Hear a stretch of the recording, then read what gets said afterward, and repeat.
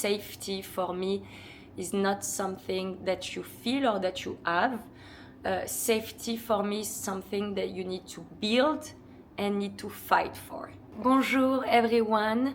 I'm in the office. I just finished a very intense session of EDMR. I was almost having a panic attack. Anyway, I have this reflection that I wanted to share with you. Maybe a bit controversial, but it's something that I'm learning through therapy. As I'm becoming more and more aware of the why of my personality, of many things, I wanted to share this with you. So, mind that this is a very beautiful week for me. I'm working on a project for my studio, a residential project that is incredible. Yesterday I had a meeting in which I was in front of one of the biggest designers in the world. I cannot even check. It's even hard for me to make sense out of it, but I'm just understanding that I finally find my way and that I'm really good at what I'm doing. So it's incredible. I'm on the edge of winning this project with my studio, which is also unbelievable, but it's what is happening. I'm kind of stoic in front of it because I still cannot make sense out of all of this, but it's happening. So it's a very good week. I'm also slowly gaining confidence in my capacity, which is something that I always struggle to feel. I always felt that I was not enough, that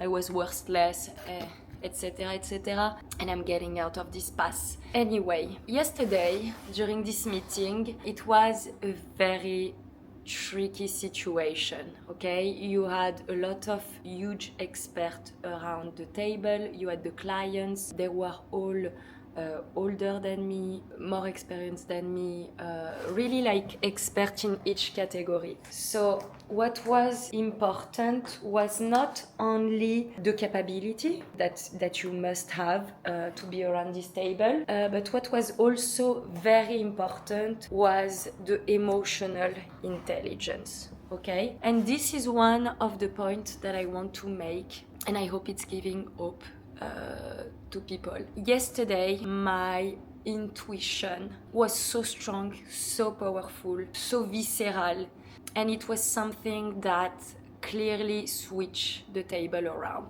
Where this sensibility that I have is coming from. This sensibility is coming from growing with a mentally ill mother, in which I had to learn just by a look, the way that she was breathing, her voice, every little small signal, I needed to scan it and understand in which state she would be. This comes from the fact that I grew up with a very violent and dangerous uncle, that I needed to scan everything about his being to understand what was about to happen. Okay, so this capability and ability that I have that is superior at normal people who grew up normally, who didn't have to develop this kind of ability to survive, come from trauma. Okay? This is not something that I would have developed if I didn't grow up in this situation in a very early age. I needed to develop that to survive. And yesterday, I discovered that it's actually a very important skill.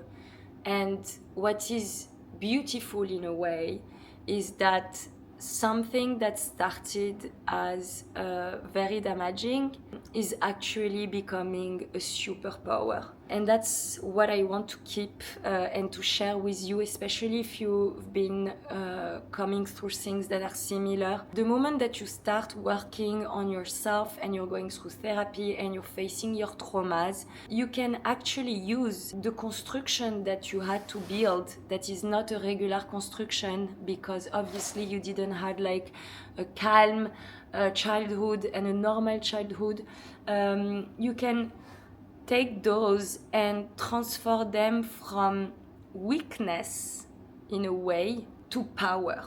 Okay? And I have two examples of that. So my traumas helped me build this ability of entering a room, scanning everyone, and knowing exactly what each person wants, how they feel, how they react. It's like it's as if I had like AI in my brain that would give me all sort of information live about people around me. Even if I don't know them, even if I never met them, I can smell it like a dog smell other dog. It's something very natural and unconscious because it's a system that I built so young that I don't even have to think about it. I just receive the information, okay?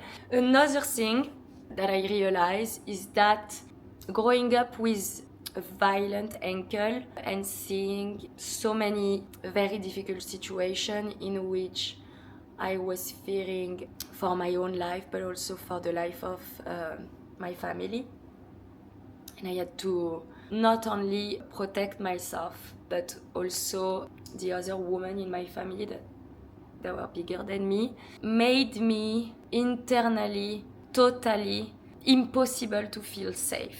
Okay? I discovered that I basically lived my whole life with post-traumatic syndrome, and I realized that what I actually feel and everything that I was going through, the main knot of all of this is the fact that I cannot feel safe. Safety for me is not something that you feel or that you have. Safety for me is something that you need to build and need to fight for. And this is really hard to live like that because you're always running after it, no? You're always running after the feeling of feeling safe. It's kind of irrational also because considering I'm safe, I'm no longer in this situation, so I'm safe, but I don't get to feel this safety, and it's pretty negative. Anyway, this thing that happened to me also became the motor of my life. And I'm realizing that, I'm building my studio. I built a career for myself. I had a clothing line in which I put my heart and soul inside. Now I'm working on this project for my Poésie studio. I'm so focused into building assets for my kids. All the success and the drive that I have in my life, that is a strength, is actually rooted deeply in the fact that I want to build safety for me, for my kids, for my husband, for the people that I love. And this is really beautiful because it kind of turned into a strength because it's becoming an obsession. So anyways, I will make it because this is such an essential need for me, like breathing, that I will do everything that is in my power to reach that. And in a way, it's going back to what I was telling you, that you transform something that is rooted in trauma and in negative into something that is actually helping building up your life. Obviously, there's a limit in this, and the limit is that where is it gonna be enough? The thing that I'm working on, despite the fact that obviously understanding each mechanism of what is happening to me, have happened to me, and how this shaped me, it's also trying to build finally, slowly, this feeling of safety. Because if I don't do that, or if you don't do that, you're gonna end up running all your life, building all your life, trying to finally touch this, okay, I'm safe, my kids are safe, my family is safe, I can finally rest, sit down and appreciate what I have. But to sit down and appreciate what you have, you really need to be able to build this safety feeling inside of yourself. And that's what I'm working on, obviously, because I don't want to run after that all my life without appreciating the journey. And so far, I always have been stuck into a mechanism in which I don't take satisfactions for the step that I make. Once I reach a step, it's just like, oh my God, finally it's done. Now I need to reach the other one. And I never get this, you know. So anyway, the real thing that I wanted to share with you, using my personal story as an example, is that with the right work, you can turn bad experiences, or let's say unusual experiences, in something that becomes either a superpower, either a drive that can lead you to build a life that is good for you. I also think that this feeling of needed safety helped me choose the right husband.